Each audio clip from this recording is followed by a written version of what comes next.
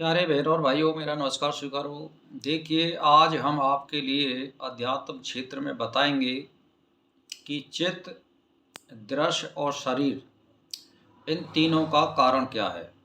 तो ध्यान दे करके सुनिए कि चित्त, दृश्य और शरीर त्रिक का कारण अज्ञान है। यानी इन तीनों का कारण क्या है? ये अज्ञान है। यानी ब्रह्मात्म भाव का आवरण करने वाली अविद्या ही है। और कुछ ही संस्कृत मति वाले पुरुष उक्त त्रिक बांधे गए इस शास्त्र से ही शांत हो जाते हैं। ऐसा नहीं है। आगे शास्त्र को पढ़ना चाहिए और जानना चाहिए और ज्ञान प्राप्त करना चाहिए।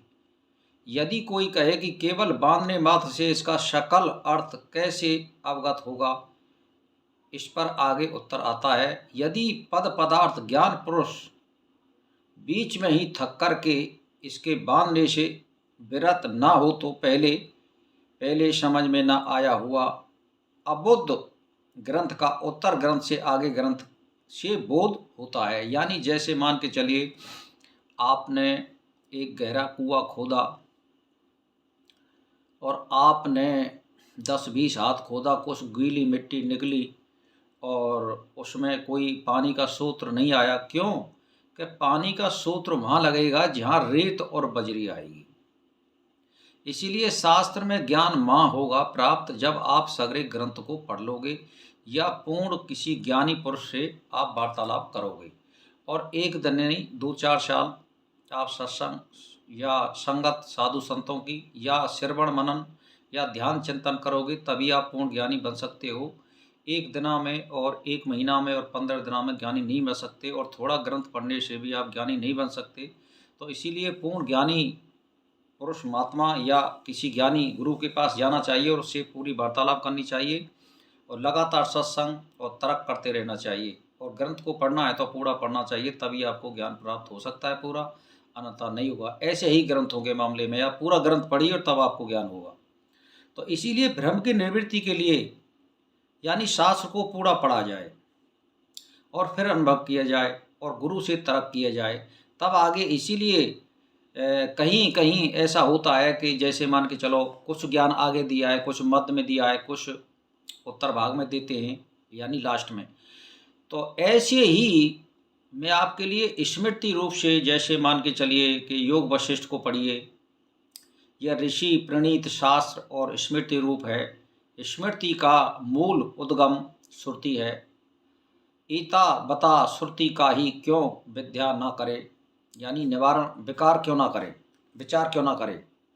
ईता बता श्रुति का ही क्यों विचार न करे। इस बुद्धि में प्रमादवत यदि सब शास्त्र को रुचिकर न हो तो किसी अन्य श्रुति रूप उपनिषद भाष्य आदि रूप आत्म पद शास्त्र का ही विचार करे। यानी आपको पहले मैं बता दूं, आप पहले कोई छोटा ग्रंथ पढ़िए, जैसे रामायण को पढ़िए। आप रामायण के बाद में आप जो है, कहने का मतलब ये है कि आप विचार सागर पढ़िए और महाभारत पढ़िए और फिर वेदों का अध्ययन कीजिए और फिर जो है योग वशिष्ठ वगैरह पढ़िए और फिर आप उपनिषद पढ़िए, ब्रह्मसूत्र पढ़िए, तब आपको पूर्ण ज्ञान प्राप्त होगा। ऐसे ही ये क्या है कि यानी आत्म पद शास्त्र का ही विचार करें।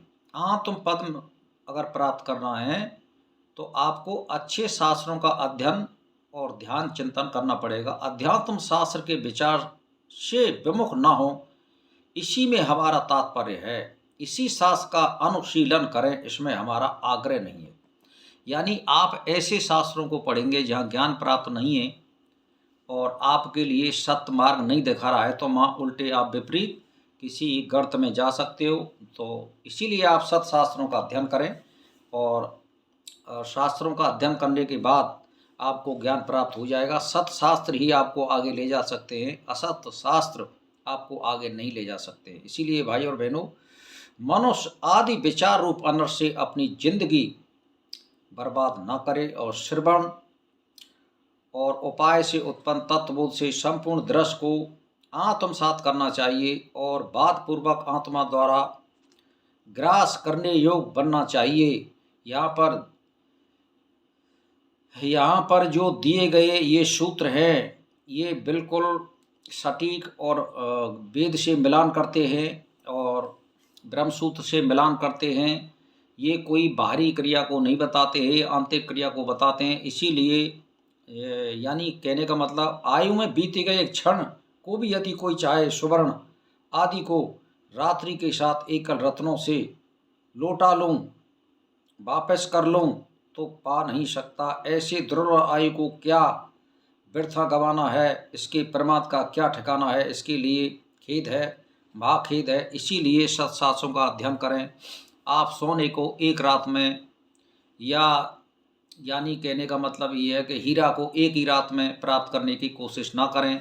इसीलिए वो हीरा आपको धीरे धीरे शस्त्र शास्त्र, ध्यान, चिंतन, मनन और गुरु की सारंग में जाने से ही मिलता है। तो इसीलिए मैंने आपको जो बताया कि चित्त, दृश्य और शरीर, इन तीनों का कारण क्या है, इन तीनों का कारण आप समझ गए होंगे। इन तीनों का जो कारण है वो अज्ञान है। और शास्त्र को आगे पढ़िए और मध्य में पढ़िए और गुरु की शरण में जाइए। आपको मालूम पड़ जाएगी कि चित्त क्या है और दृश्य क्या है और शरीर क्या है। तो ये तीनों अज्ञान से हैं, झूठे हैं। ये सब परमात्मा की कृपा से ही नाचते कूदते रहते हैं। इन सब में अंतर्यामी रूप से परमात्मा है। बस इसी के साथ मेरा नमस्कार स्वीकार।